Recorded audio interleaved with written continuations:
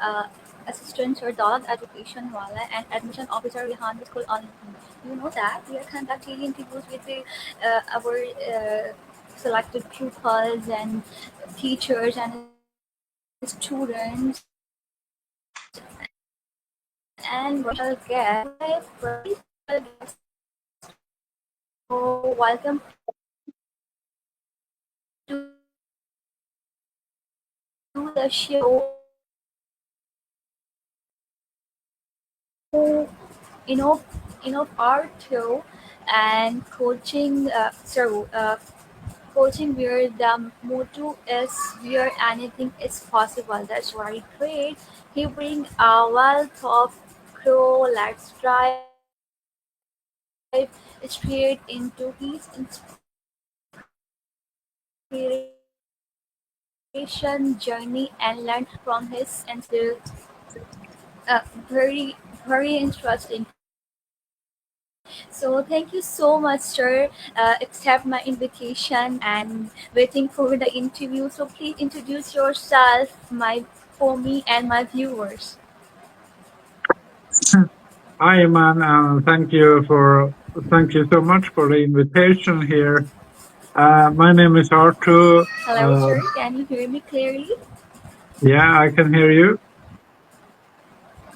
So my name is Arto. I live here in Stockholm, Yeah. Sweden, and I'm working most of all as a social guide for the city of Stockholm, or more like society guidance. But I'm also having my own company in water coaching, where I teach out the innovation and design thinking, how to create stronger and better relationships with at work and private and life coaching in general.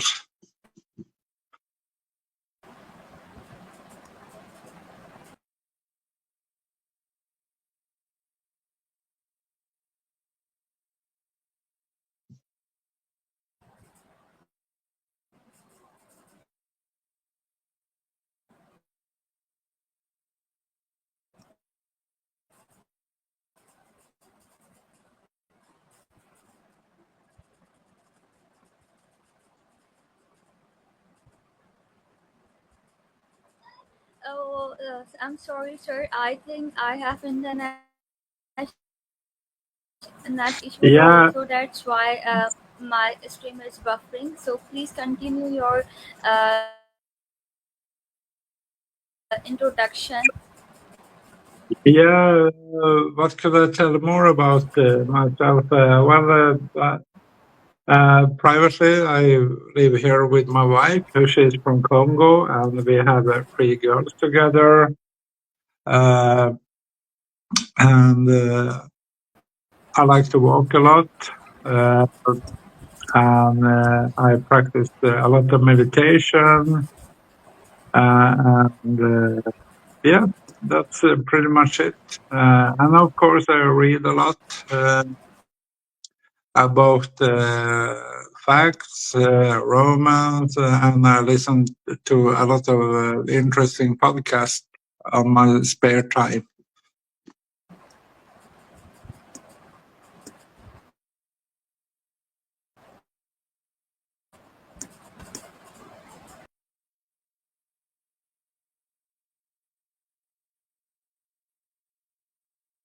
Mhm.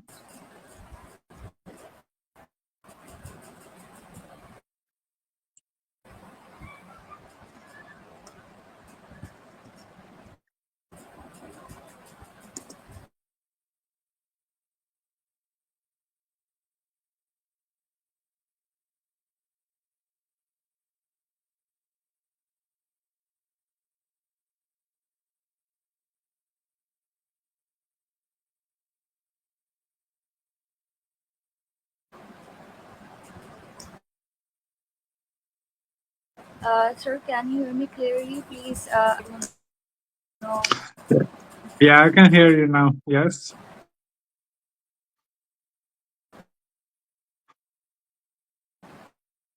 I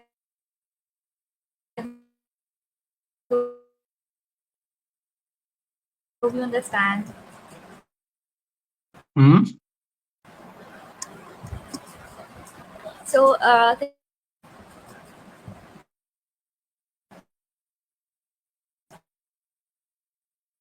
It's something with the noise and the internet connection here.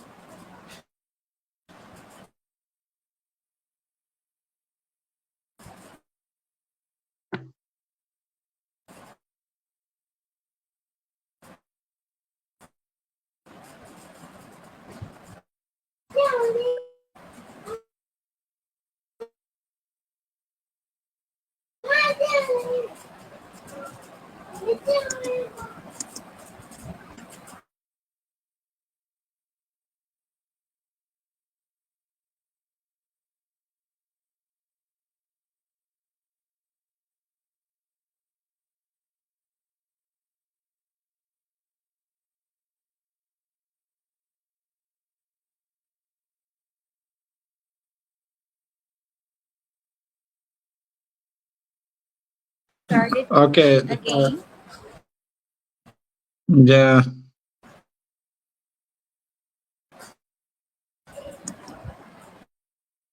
My first is that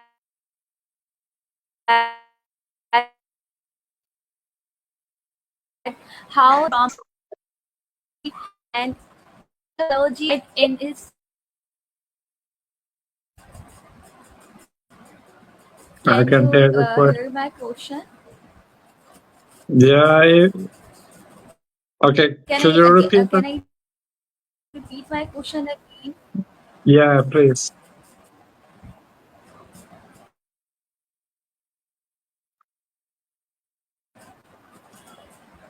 So, from studying history of archaeology in Stockholm.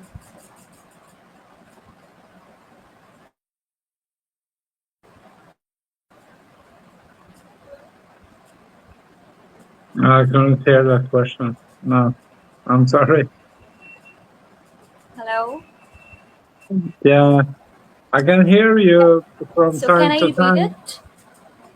Yeah, I can hear you from time to time very, very clearly, but for some Okay, this is my reason, question. Please, no, I can't hear. I'm sorry. from studying to coaching and guiding. Can you hear me clearly, sir? Now I can hear you clearly, but for some No. reason, yeah, hello, can you hear me? Yes, I'm hearing Yeah, yeah, clearly. okay. Can you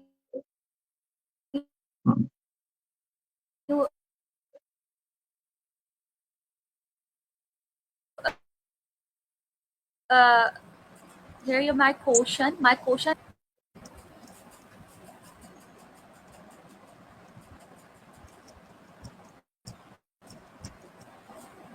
No. No, I can't. No, I'm sorry.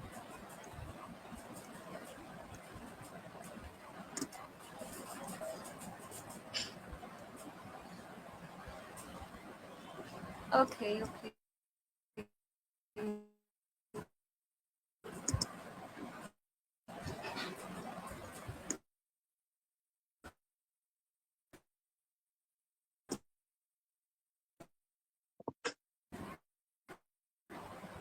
Uh, there is something with your. Okay. My first question is that what made you move from studying to writing, coaching,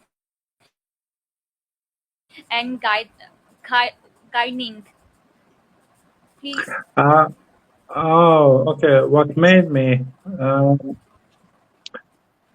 uh, over the years, I discovered that I'm quite good at coaching. I'm good to give people guidance.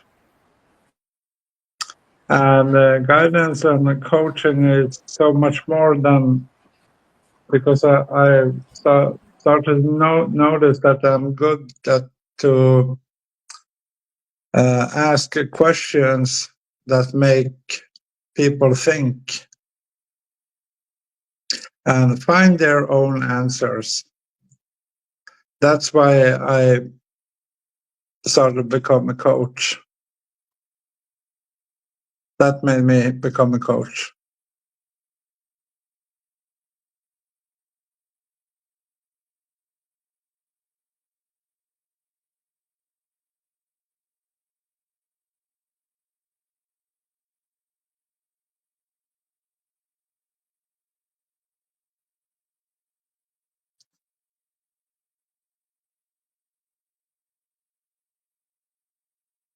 Mm-hmm.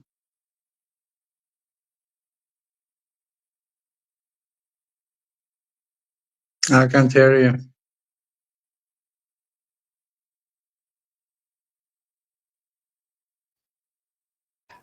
Okay, sure. My another question is that you have done many jobs, writer, coach, communicator, guide. Yes.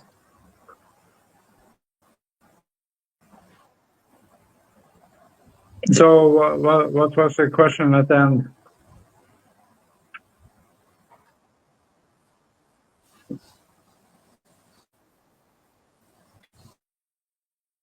That what made you have many jobs, writer, coach, communicator, guidance. How do they all connect, and how you manage it all?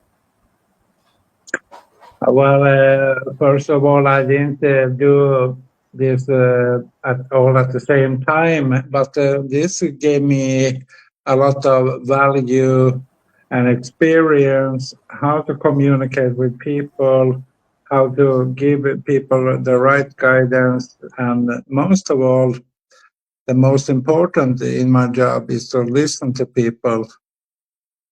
So let's say I have a client, I basically listen 10%. No, I listen to 90% and talk 10%, and the client talk most of the time. So listen, number one. Listen, that's actual fundamental I learned from all these professions. That's great, sir. It's very interesting. So, what important lesson did you learn early in your career?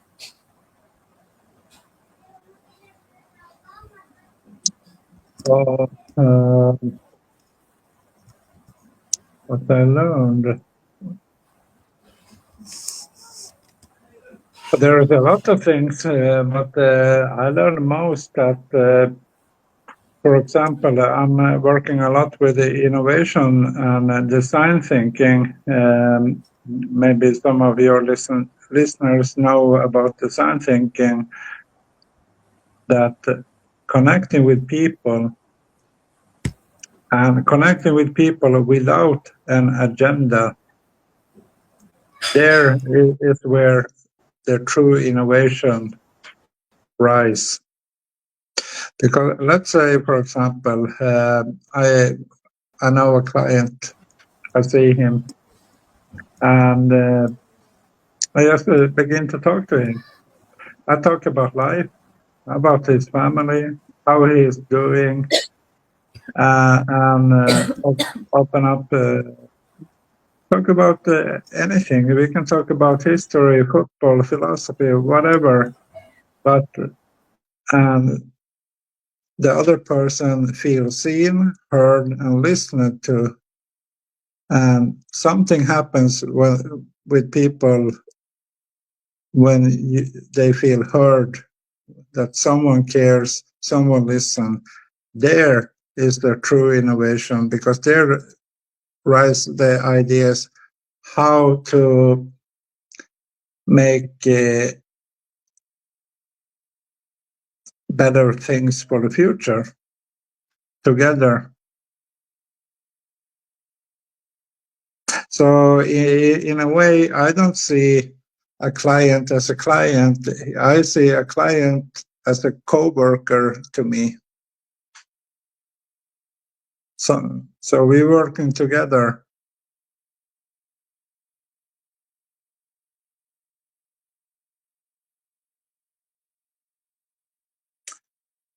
You, I think you have your, yeah.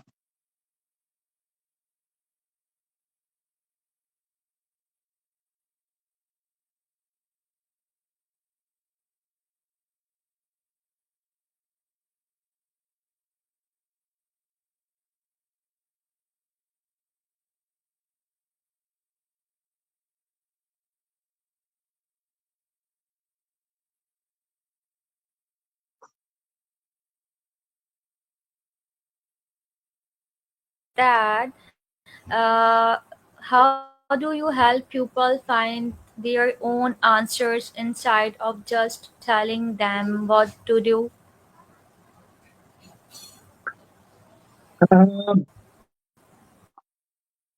well, there is many different ways, but the fundamental thing is reflection. I give people time. I give my clients time to reflect, not stressing the answer. Just put out the question and let them have the time to reflect. And when you have the time to reflect, the answer will come eventually. Maybe it doesn't come right away, but the question is still there. Maybe the answer will come next day, next week, within 2 weeks, but there is question to reflect about.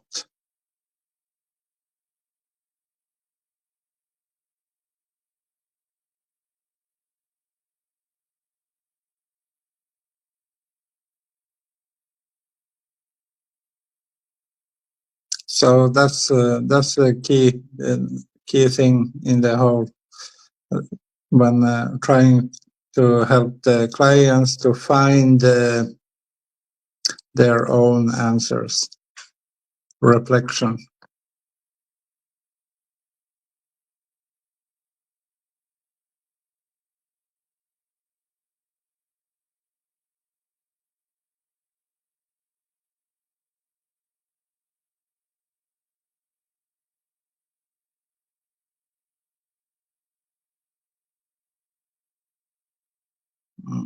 Your sound is gone again.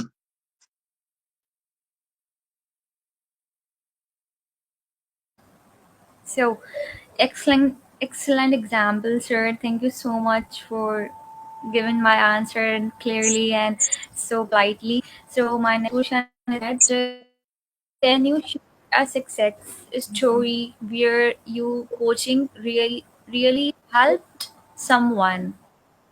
It's really interesting. Yeah, I mean, when I started Please to tell work us. for, yeah, when I started to work for the city of Stockholm, and I had my first clients there.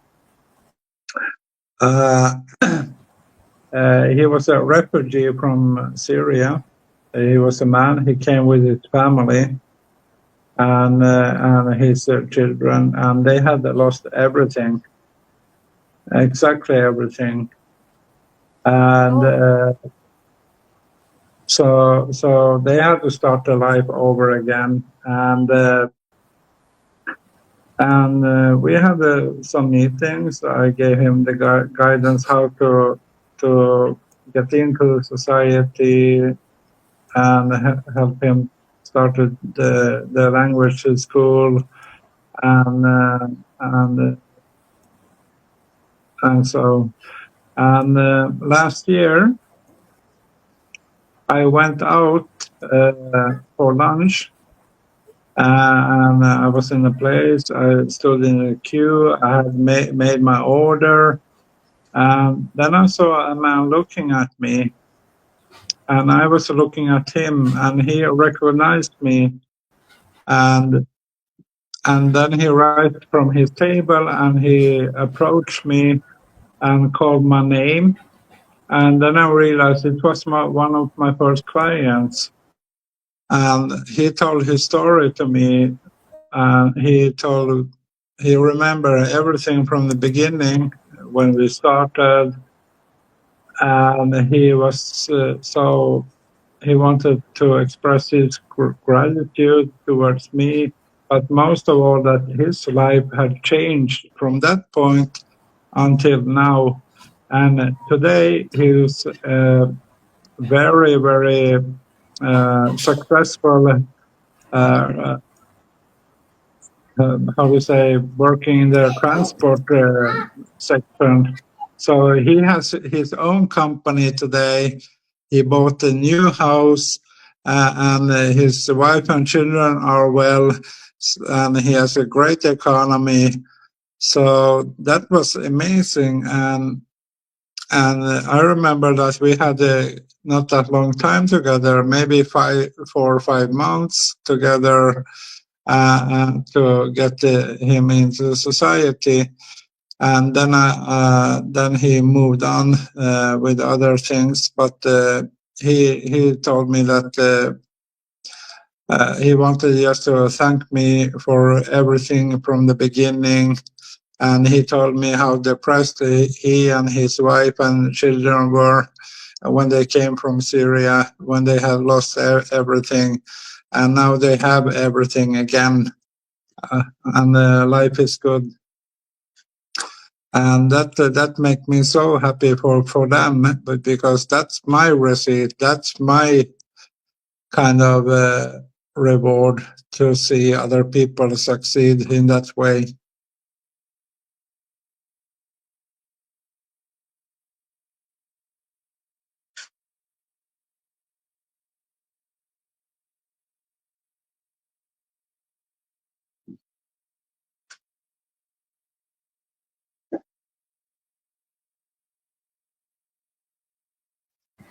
That's amazing, amazing, and amazing, and such a important take away, and such as important information and motivation with for us.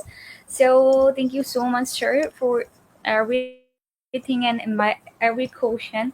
So I think, how has your education in archaeology, history, and teaching skills helped you in your current work? In current work, first of all, archaeology and history, it gives me perspective of the, how do you say, of the human and the humanity, how we human have evolved. Um, from prehistoric time until now. So that have given me a lot of perspectives, and give me kind of a context where we are now, and where we can be tomorrow. And the teaching, of course, um, instructions.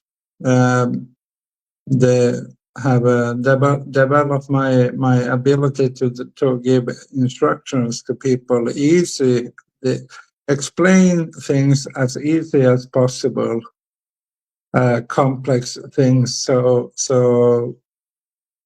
the next person understand.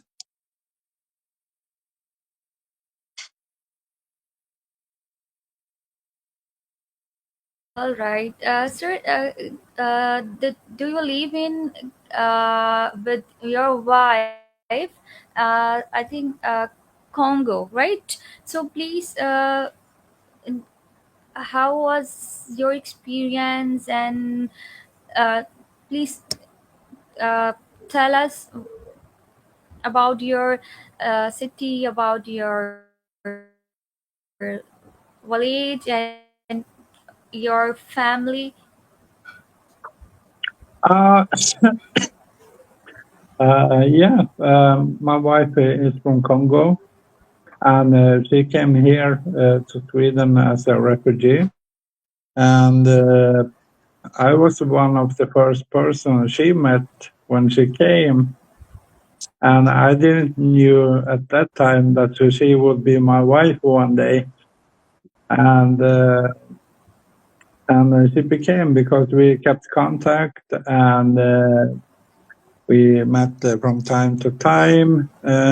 After we had concluded our contact, and we kept each other's number. And one day I sent her a message if she would like to meet for a cup of coffee, because I just wanted to hear how is she doing, how's life and all. And we finally met, and we became a couple at the same moment. And yeah, so, and through her we have adopted 3 girls. So we have 3 daughters together, and I also, by that helped me also to evolve my French, because her family speak French and Lingala, and they don't know any English at all. So I had to sit to learn more French to be able to speak to her family. And last month, this summer, in June and until July, the mid of July, I went myself to Congo to meet her brother and our 3 girls we have adopted, as we have started the process to bring them here. And I spent the whole month in Kinshasa, which is the capital of the Grand Congo. There is 2 Congo, the minor Congo and the bigger Congo. And the bigger Congo, where is the Kinshasa is the capital, and that was some experience, because you can't really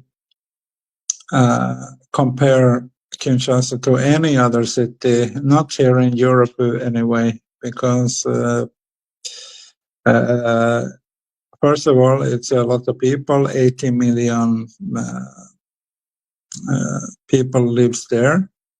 It's a huge population, and the urban poverty was really striking me, because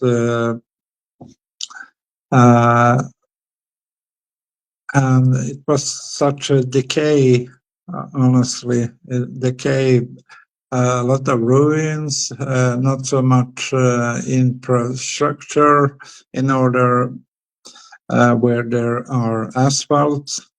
Most of the roads were dirt, and dirt and gravel, and it was also experienced because there are no traffic rules whatsoever.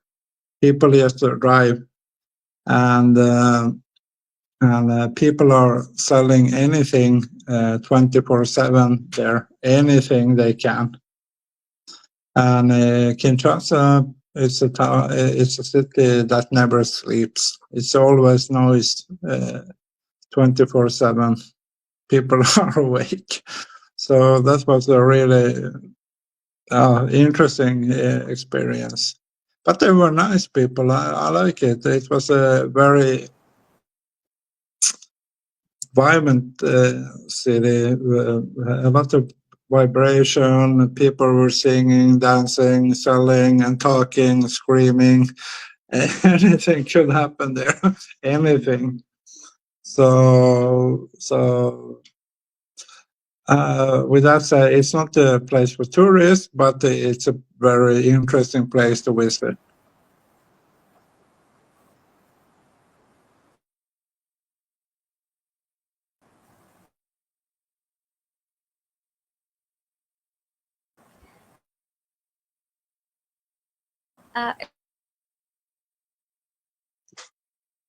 It means you really so I really appreciate you sharing that. So I think, sir, it's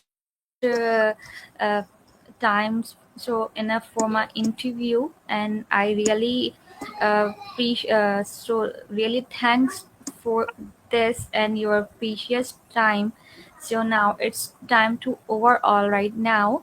So that's all for today's show. Thank you for for your joining us, and a big thanks to our guests for sharing such valuable insight. Stay inspired, keep learning, and we will see you next time. So thank you so much, sir, for everything and my questions, and for your patience, because starting the part for my interview is not uh, doing great because of internet issue and my voice is not clear. So thank you so much, sir, for your patience. So please give me a last message for me and my viewers. So can I end the interview right?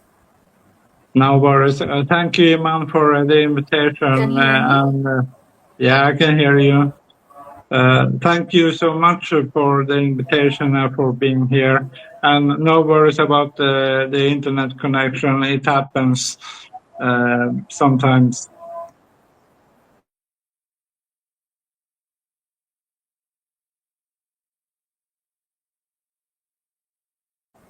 So thank you, everyone. You are watching my interviews and my guest.